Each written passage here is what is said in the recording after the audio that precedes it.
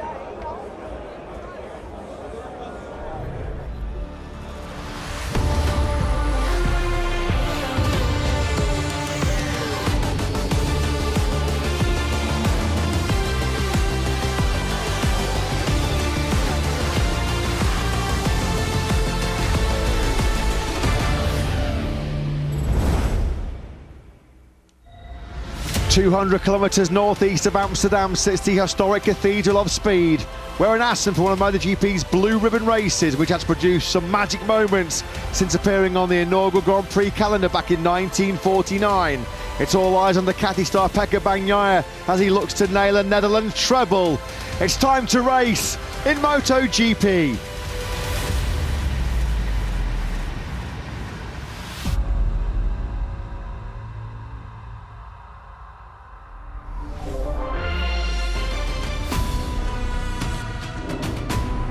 The first Dutch TT took place here in the Netherlands way back in 1925. The original Assen used to 1954 when it was a 16.5 kilometre circuit. Various incarnations since, bringing us to the present day.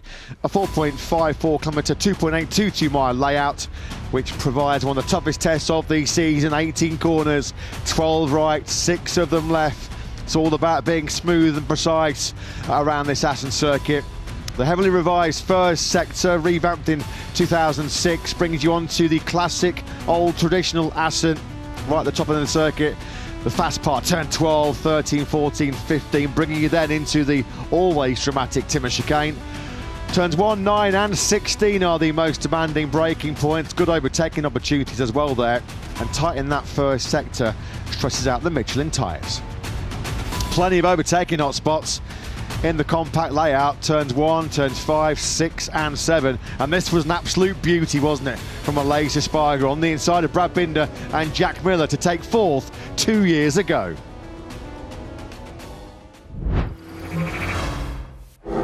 Coming up next then in MotoGP, fast and fired up world champion Pecco Bagnaia is an odds-on favourite to defend his Dutch TT crown. A first MotoGP podium in Assen would be most welcome for Jorge Martin as he looks to halt a Pecco Bagnaia barrage. Maverick Vinales starts second as the Top Gun looks to fight Aprilia to a first win in Assen's showpiece race. And after an early sprint exit, can Marc Marquez turn frustration into jubilation and gain momentum back into his title challenge?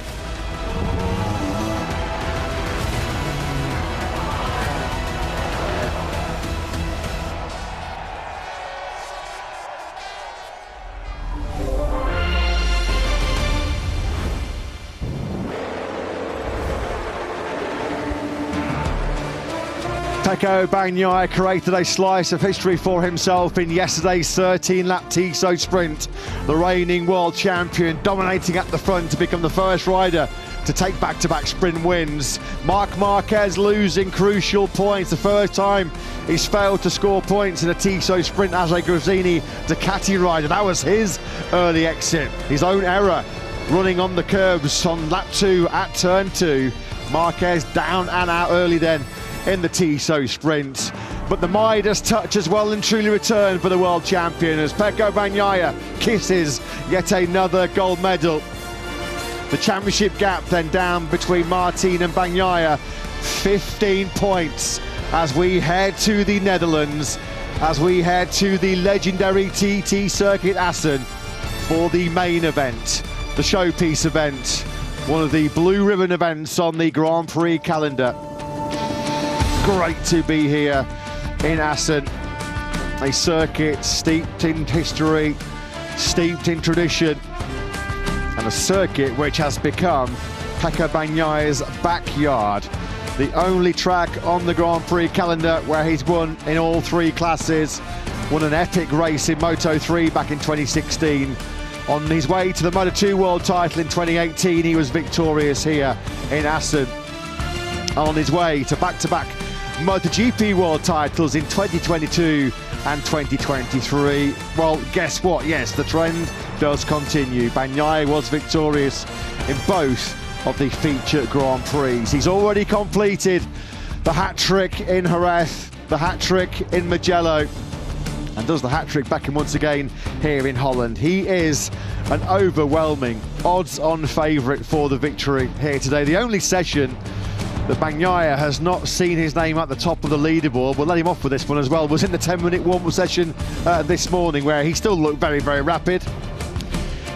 As we then build up to what we hope will be a spectacular Dutch TT here in Assen, in the company of Matt Burt and Lewis Sotheby in the commentary box, Simon Crafar down in pit lane.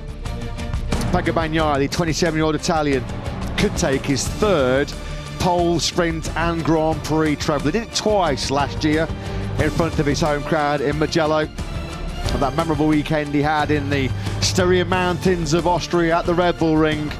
Well, he set himself up nicely for the treble here today. Can Jorge Martin respond and extend his 15-point lead in the World Championship? Well, he had planned on starting second on the grid. That's where he qualified, but a penalty for impeding Raul Fernandez and being slow on the racing line in qualifying yesterday sees Jorge Martin drop back down to 5th place on the grid. Some unfortunate news: Aleix Espargaro, after 2 heavy crashes this weekend, has withdrawn from this Dutch TT. But this is the reason why, Lewis. Jorge Martin starts not in P2 but P5. And when you see that footage, it's, to be honest, quite difficult to argue with the decision of the Empire MotoGP stewards. Raul Fernandez certainly won't be disagreeing with it. He was giving Jorge Martin a piece of his mind here as they came through disturbance, so relegated from 2nd to 5th on the grid. Has to be said, that didn't necessarily hold Pecco Bagnaia back too much in Mugello, did it? When that fate came his way, he was relegated to 5th on the grid and he led out of turn 2. Jorge Martin eyeing a similar charge today, but you feel his life will be much more difficult than Pecco's was at home in Italy. Nothing seems to be holding Pecco Bagnaia back at the moment, does it? Yeah, Jorge Martin, as we mentioned, nearly a century of racing here in the Netherlands, and nearly a half-century of podiums for the 26-year-old Spaniard. His podium in Mugello, which he thought was going to be second before he got properly mugged off at the final corner by Enea Bastianini, was his 49th of his Grand Prix career. Great to see packed grandstands here in Assen once again. As we mentioned, for fans and riders alike, it's one of our most favourite stopover points, and I'm reliably informed we have yet another bumper crowd. It was the French Grand Prix Le Mans, wasn't it, where we had a record weekend crowd in MotoGP. This weekend here in Assen, watching Pecco Bagnaia's brilliance, we have our biggest weekend crowd since 1995. As always, thank you so much, MotoGP fans. We love bringing you the greatest motorsport show on earth. We thank you for your passion. We thank you for your support. Nearly 193,000 fans here this weekend in Assen. Let's hope those that have come through the gates here this afternoon are going to see a pretty epic battle, because we have to say, Lewis, on paper it does look like it could be a Pecco Bagnaia procession. Yeah, certainly the evidence we've had from every session we've seen, with the exception, as you say, of the warm-up this morning, is that it's going to be a case of finish ahead of Pecco Bagnaia and you win the Dutch TT. Confirmation on your screens of what we've already informed you of, the Aleix Espargaro being declared unfit fractured a finger in his right hand. He certainly had a few high-speed offs this weekend. He had a big one at the Gresini chicane already on Friday afternoon, and then he had this on the final lap of the Tito Sprint. There are a few places you'd want to crash worse than Ramshook, coming through the fast left-hander leading up towards the chicane. He was running in 6th place at the time, but this was where Aleix Espargaro's weekend effectively ended. He was due to move clear in 3rd all-time for the most Grand Prix starts in all classes. He's level with Loris Capirossi. That particular record will have to wait at least another week. Yeah, unfortunately for Aleix, the outcome of that 4th gear 175km/h front tyre washout was a small fracture in his right hand, to be precise a fracture to his 5th metacarpal bone. Aprilia, of course, hoping that he'll be fit to tackle the tight and twisty Saxon ring in 6 days' time. We lights out for the Tito Sprint as we head to Germany for round 9 in this year's championship. No doubts where that young fan's allegiance lies. Of course, Aleix Espargaro's injury. This was, well, we'll just follow this. This is Marc Marquez. Well, on lap 1, he'd already had a warning, clipping the inside curve at turn 2, but he said in the heat of the battle, in the group, he just was blindsided, unsighted, lost his bangs a little bit, clipped the curve once again. The big jolt on the bump, lifted the front, washed out the front, and that was game over for Marc Marquez. Look at that. Nothing he could do about it. He said it was a human error, mistakes that have to be avoided, particularly if you're to fight for this man, not just here in Assen, but to fight Pecco Bagnaia for the World Championship. Because that crash for Marc Marquez has seen him slip now 36 points behind Jorge Martin, is it? It's now 44 after Martin's 44, sprint second yesterday. 44 points, yes. It was a pretty damaging Super Saturday for Marc Marquez, as Pecco Bagnaia rather confidently struts into the back of the factory Ducati garage. He's not a show-off, he's not a big head, he's got no ego at all as the reigning world champion, but he has just been an immovable force. He's led the last 47 race laps in MotoGP. All the laps, of course, in Mugello, all the laps in yesterday's Tito Sprint, as Marc Marquez then comes to the Gresini Racing Garage. 980 days and counting in terms of the last time Marc Marquez won on a Sunday in MotoGP. That was at the Emilia-Romagna round in Misano back in 2021. Of course, Lewis, the absence of Aleix Espargaro and the Jorge Martin penalty has reshuffled the grid somewhat. It has. The front row now sees Pecco Bagnaia joined by Maverick Vinales and Alex Marquez, out-qualifying his teammate here, Marc, for the 2nd time in the last 3 races, although he found himself on the wrong side of the stewards yesterday in the Tito Sprint. He got a long lap penalty for track limits and dropped himself down to 8th place. So Vinales here 2nd from Alex Marquez. Fabio Di Gianantonio is the big winner. He's moved up to 4th position on the grid, promoted by both Martin's penalty and Aleix Espargaro's withdrawal. Martin then 5th, and Marc Marquez now climbs up onto the 2nd row of the grid in 6th. So Martin and Marquez right next to each other on the grid. 4 sprint podiums this season for Maverick Vinales. We had a trio of Aprilia start this Dutch TT weekend, but sadly Aleix Espargaro sidelined, as is Aprilia test rider and development rider, sterling work he does behind the scenes, Lorenzo Savadori, who unfortunately has picked up rather a nasty back injury, which sees him also a withdrawal. Also ploughing a lone furrow here in the Netherlands for Aprilia is 29-year-old Spaniard Maverick Vinales, who has gone podiumless on Sunday since that memorable dominant weekend he had at the Circuit of the Americas in Austin, Texas. Only one top 6 since then in Le Mans, and it's kind of that inconsistent form, Lewis, which has seen him seek pastures new. A rather surprising move in the frenetic rider market for 2025. We'll see Maverick Vinales quit Aprilia and move to Red Bull KTM Tech 3. Alongside Enea Bastianini, so not content with winning for 3 different manufacturers, Maverick Vinales seemingly wants to make it 4 next year. Yeah, I was quite surprised when he took that dominant double in Austin. I couldn't have imagined Maverick Vinales riding any other motorcycle than an Aprilia, but he will indeed next year. This was a big moment, couple laps from the end of the Tito Sprint. Alex Marquez, I think by this point, already knew he'd got a long lap penalty to serve towards the end, but he got the final chicane all wrong with a couple of laps to go. Fabio Di Gianantonio, who was busy passing Brad Binder, could not believe his luck as he came through in the end to take a fine 5th place after a shocking start to his Tito Sprint. So Alex Marquez, who faded the longer the sprint went on, concern for him is that he's got to go double the distance this afternoon. Yeah, Fabio Di Gianantonio, massive Roma football supporter. Well, unfortunately, wasn't a good Saturday night for the Italian national team. Dumped out of the Euros last night. Fabio Di Gianantonio quickly putting that behind them. He was fastest in this morning's 10-minute warm session on a great run of form, as you mentioned before as well. 14 successive top 10s going all the way back to the Japanese Grand Prix. This time last year, Lewis, Marco Bezzecchi was having a phenomenal weekend here in Assen. Pole position, he won the sprint, he was second, a close second to Bagnaia in the Grand Prix. Fair to say the 2024 version of the Dutch TT has been somewhat less impressive. Yeah, quickly, Di Gianantonio was chatting about him about the very topic of the Euros. I'm not going to go and revisit that subject with him until I've watched the game later on this evening. But Marco Bezzecchi, he, of course, as you say, had such a good record here last year, but he's been off the road quite a lot so far this weekend, particularly at the Ramchuk. He went off twice on Friday and then had a crash in practice yesterday. So Marco Bezzecchi wearing a smile in the pit box there, but we haven't seen that on his face too much this weekend so far. There has been so many stories, so many headlines created in the spring break with a pretty incredibly busy rider market. And Yamaha, great to get confirmation this weekend that they will have 4 bikes back on the 2025 grid with the leading independent team, in fact the reigning team champions in the MotoGP World Championship, an alliance we believe over 7 years with the current Pramac Ducati squad. Let's hear all about these exciting times for Yamaha in the present and the future. I'd like to say their boss Lynn Jarvis joins Simon. Good afternoon, gentlemen. Yes, good afternoon.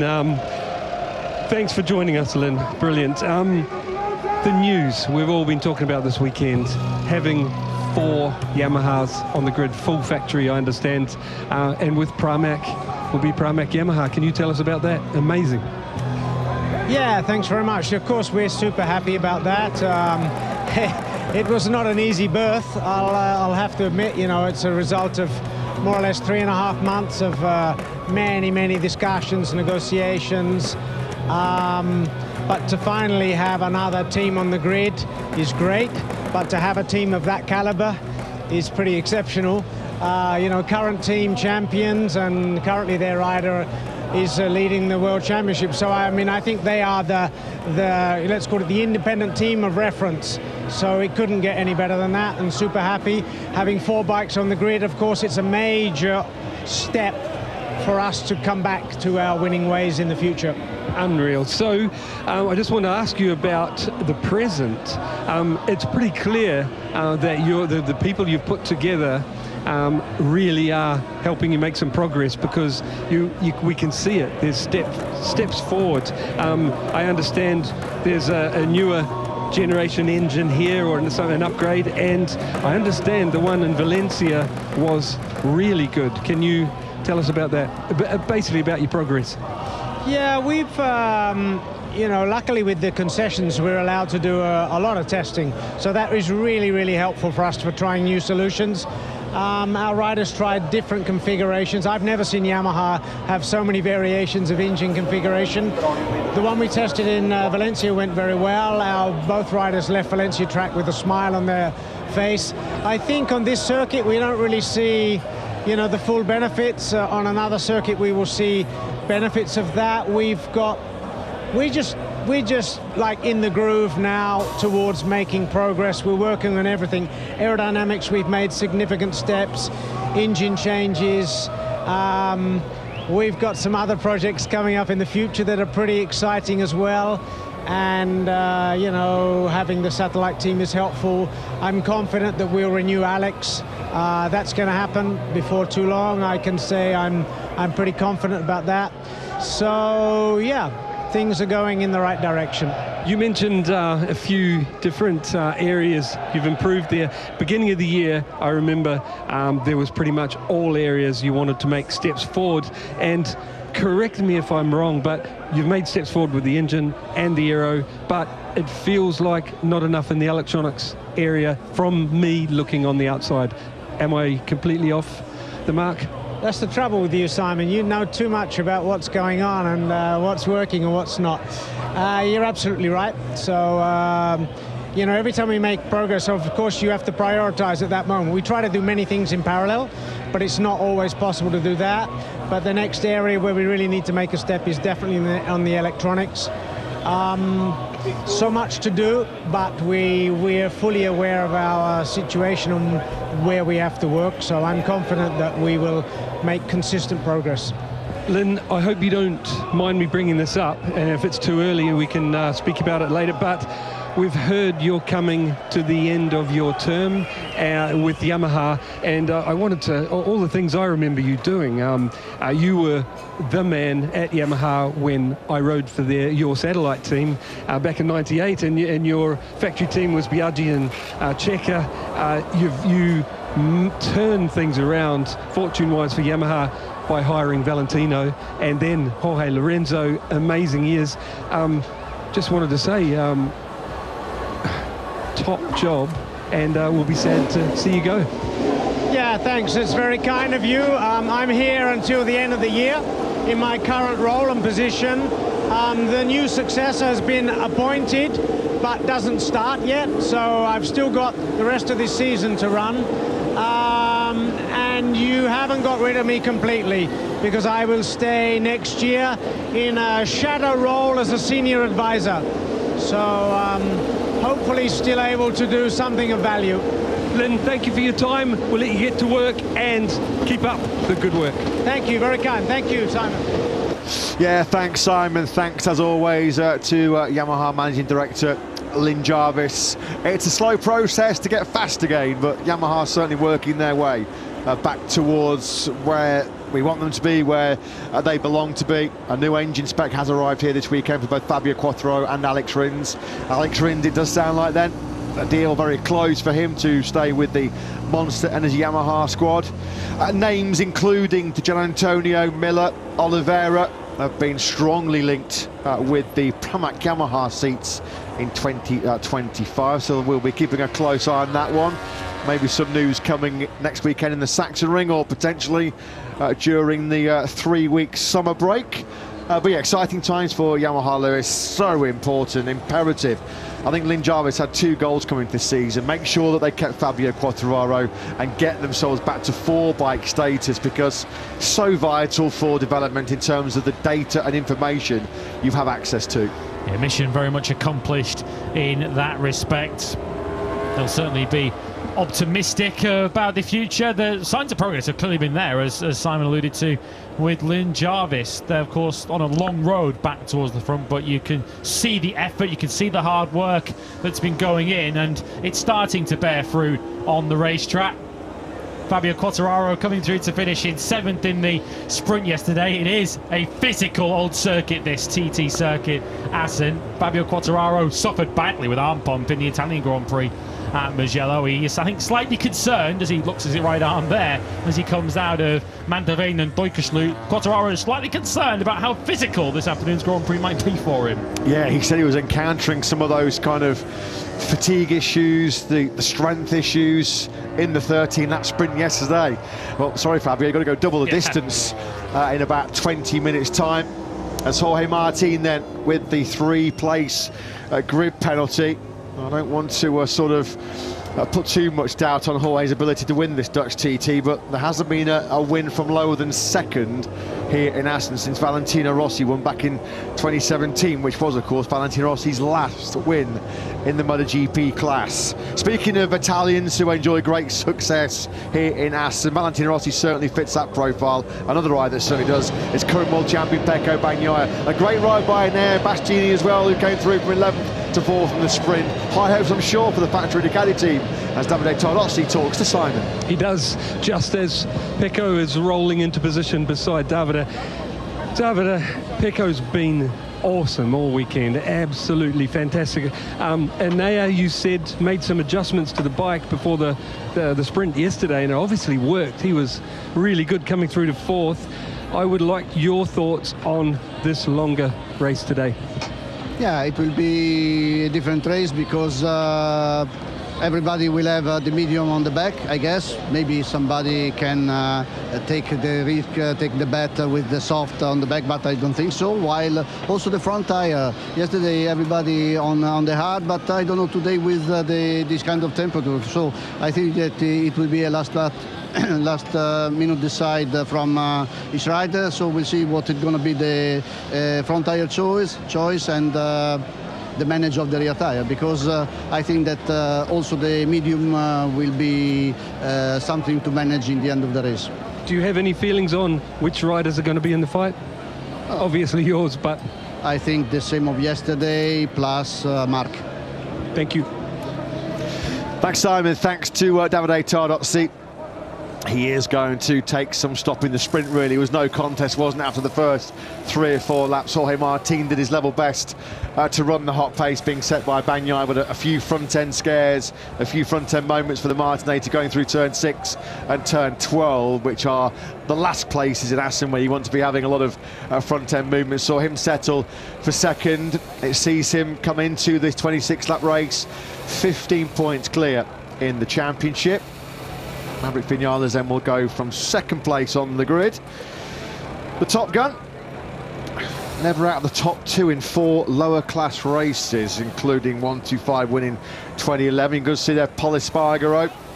Probably hoping to have a chat with his brother Aleix on the grid. Let's just run through the grid before we go down to Simon again. Bagnaia, Vinales, Alex Marquez is your new front row. Fabio Di Gianantonio, Jorge Martin post-penalty 5th. Marc Marquez now 6th. Frankie Morbidelli 7th from Brad Binder and Pedro Acosta, who went pointless in the sprint yesterday for the very first time. And Air Bastianini only has to come from 10th this time. He's got Ralph Fernandez and Fabio Quartararo for company on row 4. Jack Miller, Marco Bezzecchi and Alex Rins on row 5. From Miguel Oliveira, Johan Zarco, top Honda qualifier for the 7th time in 8 races, ahead of Joan Mir, Luca Marini, and a 21 rider field completed by Augusto Fernandez and Taka Nakagami, who remind you, no Aleix Espargaro, no Lorenzo Savadori. Yeah, unfortunately, a rather depleted lineup for the factory Aprilia team, with Maverick Vinales, their lone representative in this Moto TT Assen. He was pretty rapid though, wasn't he, in the sprint and in qualifying yesterday. Can he find a way to match the Ducatis this afternoon? Let's get some thoughts from his boss, Paolo Bonora, who's with Simon. He is. Paolo, yesterday, Maverick, well, basically all weekend, Maverick has been good. Yesterday, he sounded frustrated at the debrief after just the speed of the 2 bikes in front of him. Do you think that it will change, being this longer race and a little bit more tyre management? Can Maverick, bridge that gap? Yes, we hope for, because today is a quite different situation.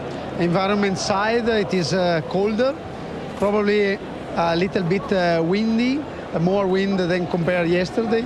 So we change for sure the rear tire for the long race, and with a different environment condition, probably we can give something better to the performance of the bike. And yeah, we hope that we fix something during the yesterday meeting, and we hope that Maverick has raised his confidence with the bike for today. Unfortunately, we have only 1 rider today, comparing yesterday that we had 3, because after the crashes, the 2 crashes, Aleix has pain during this morning medical check, and it is not possible for him to have the race. And Lorenzo probably will stay at home for at least 1 month after that crash. Thank you and good luck. Thanks so much. Thanks, Simon. Thanks to Paolo Bonora. The Aprilia certainly has been working well this weekend in the hands of Maverick Vinales, even if he was keeping his enthusiasm slightly under control after his sprint podium yesterday. He was perhaps slightly unhappy with the margin of victory from Pecco Bagnaia up ahead of him. In the end, Maverick Vinales was over 4 seconds adrift. Miguel Oliveira, of course, one of the 2 Trackhouse Aprilias, at least the satellite Aprilia team, are still at full strength here this afternoon. And, well, what are the prospects for Gresini? Based on the grid, you'd suspect they're quite high. Marc Marquez looking to atone for his sprint error yesterday. Alex Marquez promoted onto the front row. Let's get a word from team manager Michele Messini with Simon. Yes, Alex on the front row. Alex has looked great all weekend, and a lot of the weekend even ahead of Mark.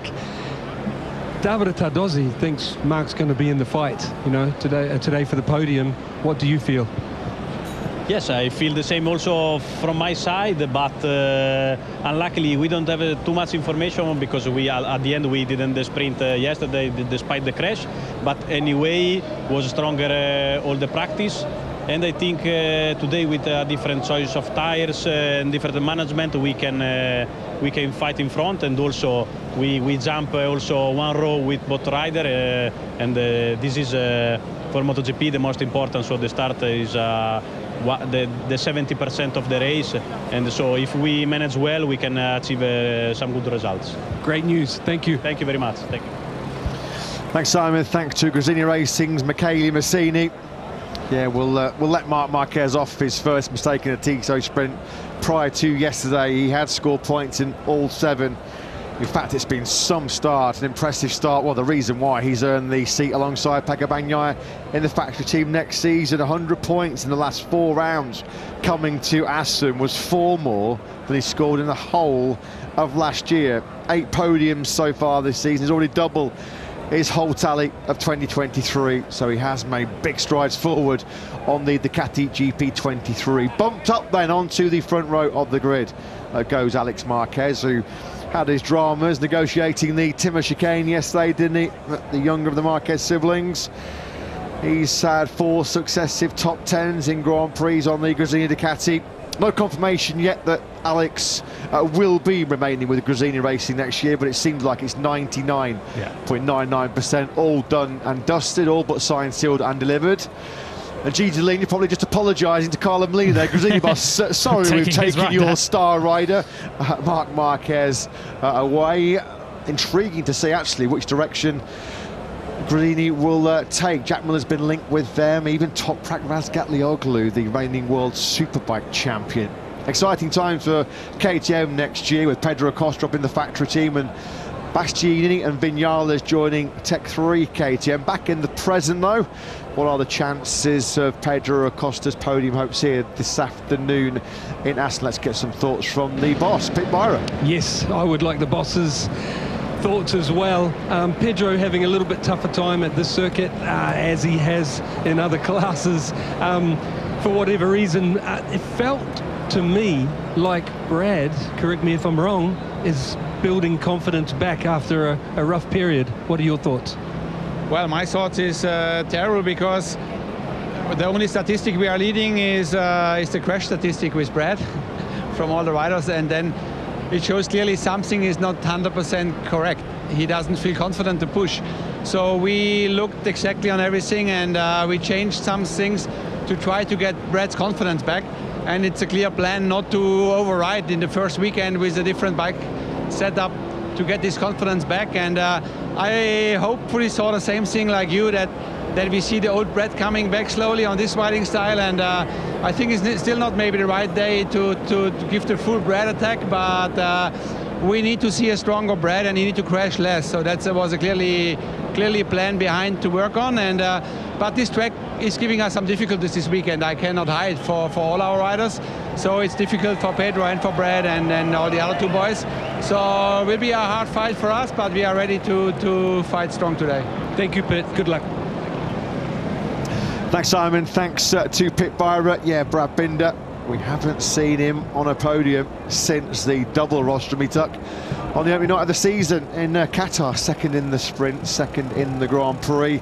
Slim pickings though since then really for the South African. A best of 4th on Sundays at the very next Grand Prix in Portimao, and just a couple of points scoring finishes in the sprints with back-to-back 6th places on Saturdays in Mugello and here yesterday in Assen. Tyre info slowly coming through to us as we pan through the grid. As you saw there, it certainly appears at the moment as if both Pecco Bagnaia and Marc Marquez have gone for the hard front, medium rear combination. Jorge Martin at this stage certainly choosing to go for the medium front tyre. Cooler conditions today than we've had earlier on in the weekend. And speaking of Jorge Martin, we can get a word now from Pramac Ducati. Jorge Martin 5th, Frankie Morbidelli 7th, Gino Borsois with Simon. He is, and I've got to say, what a fight back, you know, from Friday. Really difficult Friday. Everyone could see it with Jorge Martin. But qualifying on Saturday and then the sprint yesterday, great job you think you've made some more progress again overnight? Well, honestly, I'm not sure. We did an incredible race yesterday. We make an incredible improve from Friday, where we was really far away from the top, and we are happy for that. Now we have to start from the 5th position. A bit more difficult, of course, so we have to change our approach, our mindset of the race. We are still thinking about the front tire. We don't know yet which kind of tire we will use in front, because with the hard it was not, let's say, the feeling was not correct, was not convinced 100%. We are still thinking, and in just a few minutes we have to decide. Best of luck. Thank you. Yeah, thanks for that, Simon. Interesting observation there then from Pramac Ducati boss Gino Borsoi. Jorge Martin, the world championship leader, still undecided about his front tyre choice. A split between the hard and the medium. We were told, we believe initially, Pecco Bagnaia on pole position for the first time in 2024 did come to the grid with the medium front. He has already switched up to the hard front tyre. We know Marc Marquez also is running the hard front. The hard front, of course, will give you the braking stability, the performance straight up and down, but it will certainly lack the edge grip, certainly lack the turning, which is such a key factor around this fast and flowing 4.54 coming to Assen circuit. Look at this, Martin still engaged in deep conversation there with his crew chief Daniele Romagnoli. It looks like they're going to leave this right to the very last moment, Lewis, to make what will be a very big call for Martin. Yeah, and I think they'll be keeping an eye, as I say, on the track temperature to see just what kind of grip they like to get if they go for that harder compound. Jorge Martin keeping as calm as he can. Of course, he's got a World Championship lead to defend this afternoon. It's down to 15 points now over Pecco Bagnaia. Of course, after that crash in the Catalan sprint, Bagnaia was over double the distance back from Martin. Still, of course, an opportunity for Bagnaia to seize the lead away from Martin if he can take victory today. But as it stands, with just under 10 minutes to go until lights out, those are the choices amongst our top 3 in the World Championship. Yeah, and the outlier is Martin in terms of the front tyre. Is that going to influence his decision? We've seen him back himself in Phillip Island last year when he went for the soft rear tyre in Australia. A decision that ultimately backfired. It was so close to paying off, but will he decide to go with the same compound front tyre as his title challengers, Pecco Bagnaia and Marc Marquez? We're going to take a pause though now for the Netherlands national anthem.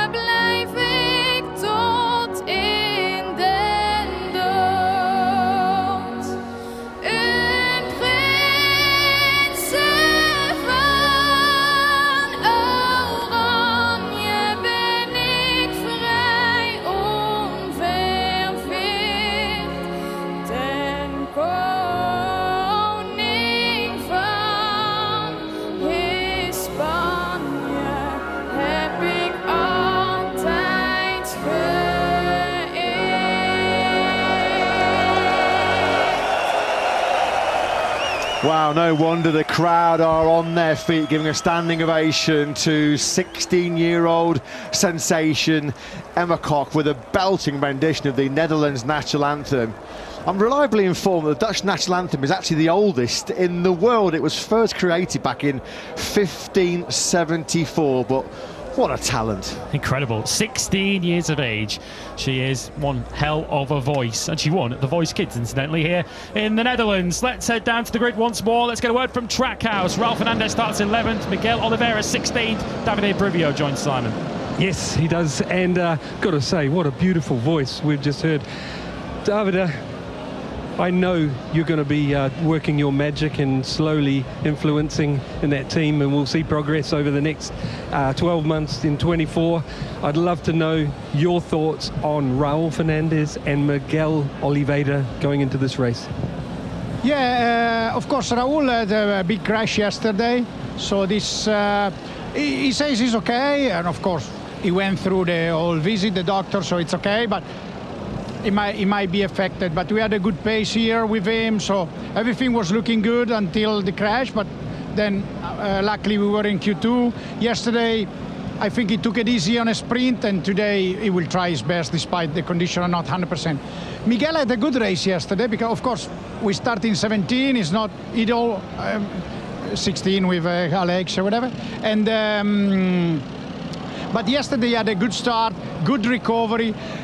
A small mistake at the end, overtook by 2 riders, but I think it was a good learning yesterday for today. So I expect Miguel maybe to try again. So we can have both. Also yesterday, Raul, he went with the soft tire. Probably the medium would have been best for us.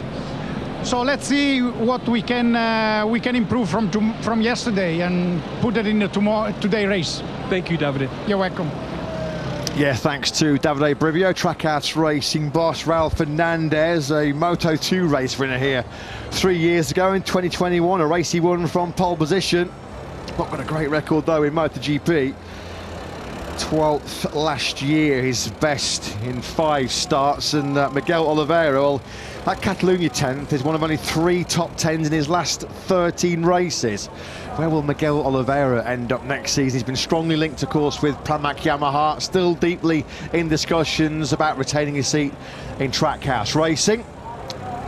Raul Fernandez, of course, had a big crash on Saturday morning as well. Had a real washing machine job as he was tumbling through the gravel trap at the fast turn 7. So we're grateful and relieved to see him taking a full part in this weekend after what looked like a big accident at the time.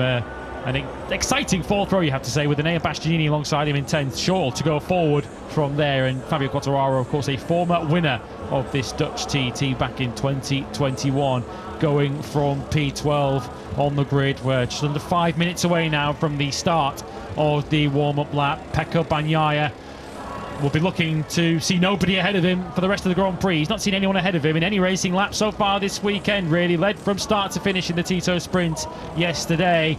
And of course, we'll be hoping to do the very same in this race this afternoon. Hard front, medium rear, also the choice for Maverick Vinales from the middle of that front row. You feel the start is all important for him.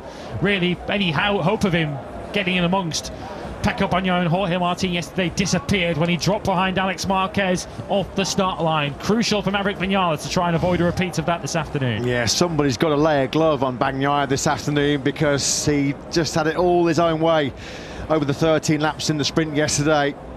What was the ultimate final call on that front tyre for Jorge Martin, the World Championship leader? 5th place on the grid, getting himself ready then for what potentially could be just his 3rd treble. Massive favourite, as we mentioned yesterday. It just looked inevitable once he got the whole shot going into the first corner.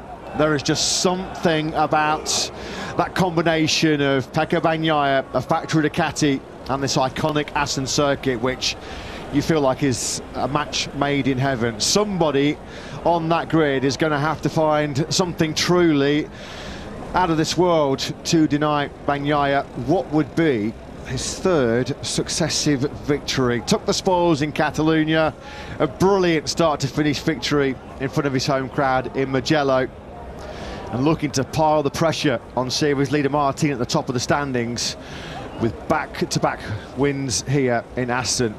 Well, of course, the race win in 2022, 2023 as well. He loves this Dutch venue so much. He's got the track layout tattooed on his right arm. A homage to his first ever Grand Prix victory for Mahindra in Moto3 8 long years ago now. Crikey, doesn't time fly when you're having fun? Fair to say he's enjoyed a lot of success since 2016, hasn't he, Bagnaia? 3 world titles and firmly in the hunt to make it 4 in 2024. What an atmosphere, what a crowd, as mentioned earlier on.